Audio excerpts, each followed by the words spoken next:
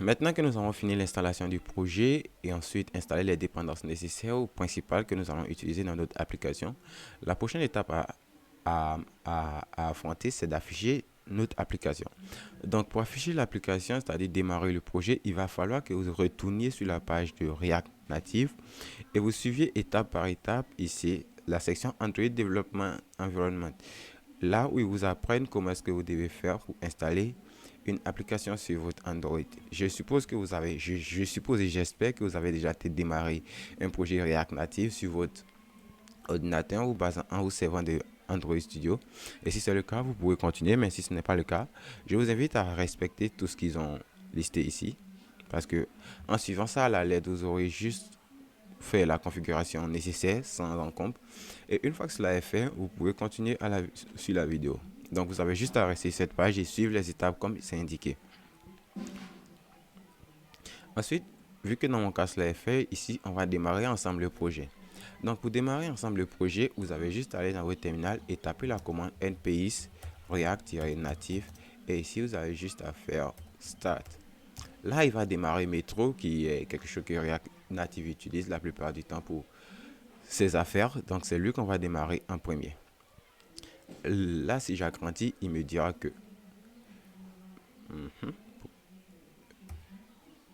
ok, je ne peux pas grimper, je ne sais pas pourquoi. Mais là, Metro est vraiment démarré. Ensuite, on va ouvrir un autre onglet dans l'onglet terminal et on va ici taper la commande npx react-native et ici on va faire un run d'Android parce que moi j'ai installé ici une image virtuelle d'Android. Donc si vous aviez installé iOS comme je le disais précédemment, à la place de run Android ça sera run iOS. Dans notre cas c'est run Android. Donc si je fais npx react-native run Android et que je fais un coup d'entrée, il va d'abord démarrer ici, mon serveur JS est déjà démarré. Là, il va ouvrir ici l'émulateur que j'ai créé dans une console noire avant de le lancer. Donc là, il nous donne toutes les étapes. Il nous dit que là, il est en train de lancer l'émulateur. Ensuite, il dit qu'il a bien lancé l'émulateur. Maintenant, il va installer l'application sur notre émulateur. Donc, on attend juste qu'il finisse d'installer l'application sur notre émulateur. Donc, après avoir attendu plus d'une éternité, notre projet a finalement démarré et à l'intérieur, j'ai juste ouvert le fichier app.json, supprimé tout le contenu inutile et juste retourné une vue avec un texte UI. Donc, on va vraiment partir de zéro, et pour démarrer ici notre application, on va juste partir d'un fichier vide au niveau du app.js.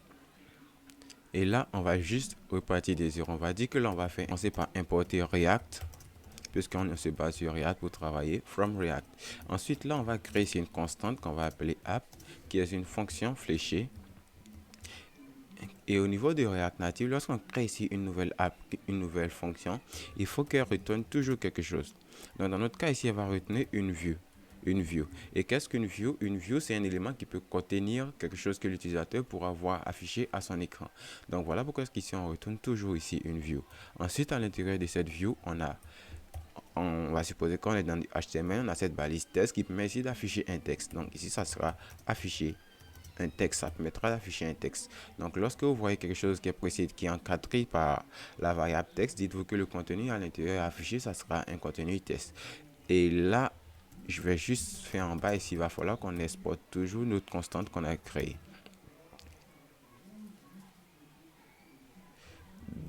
Je suppose que c'est export default. Et enfin, export default de app. Et là, ici, il va falloir qu'on fasse ici, on va importer view, on importe vue, puisqu'on l'a utilisé dans le projet, on doit l'importer, on importe vue. Ensuite, on importe ici texte. Et si on fait ce qu'on enregistre, vous allez voir qu'au niveau de notre application, on a affiché un texte qui apparaît et tout le reste disparaît. Donc, ainsi, nous allons procéder. Donc, pour ce faire, on va juste retirer le texte, on n'en a pas besoin. Puisque là, on ne veut pas afficher un texte, on veut afficher une vue. Donc, on va juste laisser sur cette page blanche pour commencer. Et juste pour vous rappeler, lorsqu'on a créé ici les dossiers importants, on a omis ici de créer ici un dossier qui va permettre de gérer les routes. Donc, on va créer ici un nouveau dossier qu'on va appeler... Comment est-ce qu'on peut l'appeler? on va l'appeler route. Et à l'intérieur, ici, on va créer un fichier. À l'intérieur du dossier route, on va créer un fichier ici qu'on va appeler index.js. Et pour un code encore plus rapide, je vous recommande d'installer l'extension. Allez au niveau des extensions et cherchez React Native Snippet.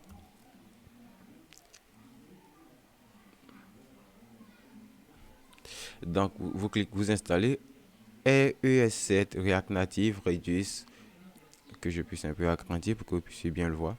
ES7 React Reduce React Native Snippet, et ensuite vous installez React Native Tool. Avec ces deux extensions, nous pourrons rapidement taper du code React Native. Et une fois que ces deux extensions sont installées, vous allez aller maintenant au niveau du index.js du dossier route. Et ici, vous allez faire un coup de RNFE. Et en faisant ça, il va créer ici pour vous une structure de base pour un dossier React Native. Donc ici au niveau des routes, au niveau du index, nous allons renommer ici le const. Nous allons dire que ici ça ne sera pas const index, ça sera const route. Et là ici on fait un export default de route. Et pourquoi est-ce qu'on fait ça ainsi? Pour ne pas avoir à importer tout le chemin qui mène à ici. C'est-à-dire là, au lieu de route, on pouvait appeler ce fichier route.js, mais lorsqu'on allait faire notre arborescence, lorsqu'on allait l'appeler, on allait faire slash le chemin slash route.js, alors que là, lorsqu'on fait avec le index.js, on n'en a pas besoin. Ensuite, ce fichier route que nous avons créé, nous allons l'inclure au niveau de notre app. On va indiquer par défaut la page qu'on veut afficher, c'est la page route, c'est-à-dire cette page-là. Alors, et c'est cette page-là qui va gérer ici les routes de notre application pour savoir lorsqu'on démarre où est-ce qu'on doit aller, ou si on fait cette action, où est-ce qu'on doit aller.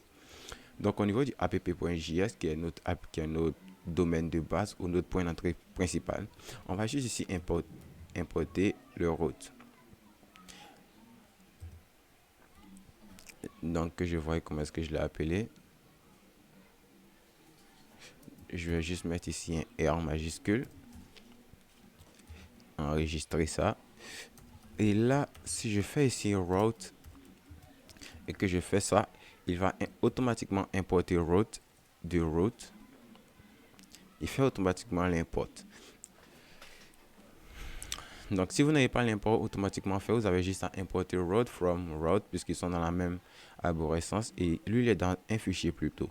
Vous voyez que là il indique uniquement que le nom du dossier, il n'indique pas le fichier index.js. Voilà pourquoi est-ce qu'on utilise index.js. Et si on avait utilisé ici un autre fichier à part, ici ça allait être à la place de route, juste après route, et ici il allait mettre ici le nom du fichier qu'on a créé. Mais vu qu'on a créé index.js qui est le point d'entrée, voilà pourquoi est-ce qu'il ne l'appelle pas. Il suppose que après route, ce qu'il doit afficher c'est index.js, donc il affiche directement.